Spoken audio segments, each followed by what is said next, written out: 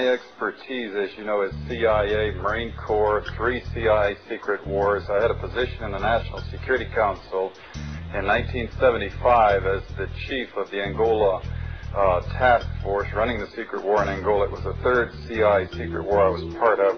The National Security law creating the National Security Council and the CIA, as you know, was passed in 1947.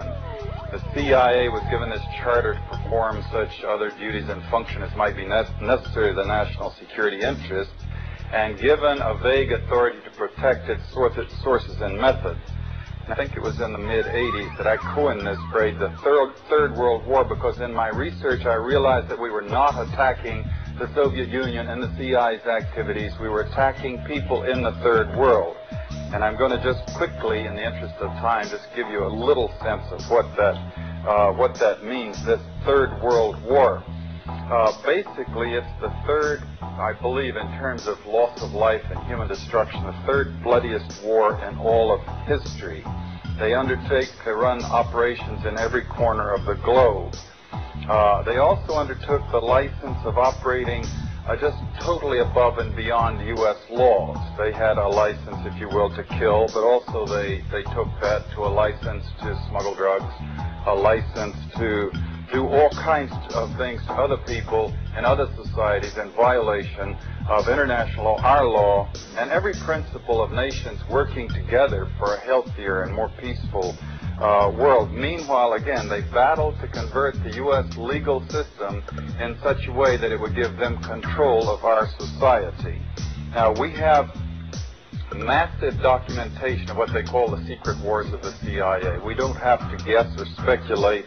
We had the Church Committee investigate them in 1975, gave us our first really in-depth, powerful look inside this structure. Senator Church said in the 14 years before he did his investigation that he found they had run 900 major operations and 3,000 minor operations. And if you extrapolate that over the whole period of the 40-odd years that we've had a CIA, you come up with 3,000 major operations and over 10,000 minor operations. Every one of them illegal, every one of them disruptive of the lives and societies of other people, and many of them bloody and gory beyond comprehension almost. Extensively, we manipulated and organized the overthrow of functioning constitutional democracies in other countries. We organized secret armies and directed them to fight in just about every continent in the world. We encouraged ethnic minorities to rise up and fight. People like the Mosquito Indians in Nicaragua, the Kurds in the Middle East, the Monks in Southeast Asia. And of course, we have organized, and we still do, and fund death squads in countries around the world, like the Treasury Police in El Salvador, which are responsible for most of the killing of the 50,000 people just in the 80s, and there were 70,000 before that. And orchestration, CIA secret teams, and propaganda led us directly into the Korean War. We were attacking China from the islands Quemoy, Matsu, Thailand, Tibet. A lot of drug trafficking involved in this, by the way, until eventually we convinced ourselves to fight the Chinese in Korea. And we had the Korean War, and 1 million people were killed.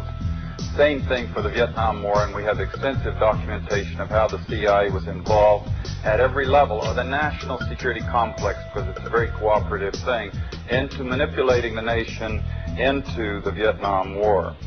And we wound up creating the Golden Triangle, in which the CIA, Air America airplanes were flying in arms to our allies and flying back out with the heroin.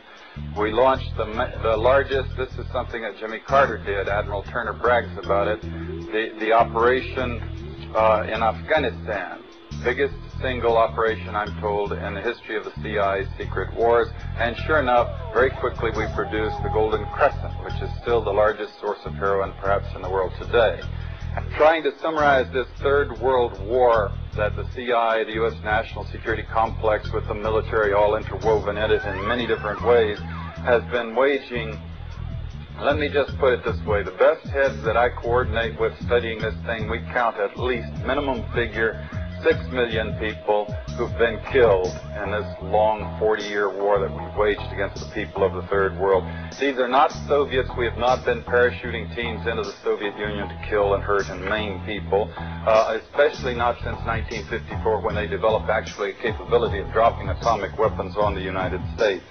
They aren't British, French, Swedes, Swiss, Belgians. We don't do bloody, gory operations in the countries of Europe. These are all people of the Third World. They're people of countries like the Congo, Vietnam, Cambodia, Indonesia, Nicaragua, where conspicuously they nor their governments do not have the capability of doing any physical hurt to the United States. They don't have ICBMs. They don't have armies or navies. They could not hurt us if they wanted to. There has rarely been any evidence that they really wanted to, and that in fact is perhaps the whole point. If they had had ICBMs, we probably wouldn't have done the things to them for fear of retaliation.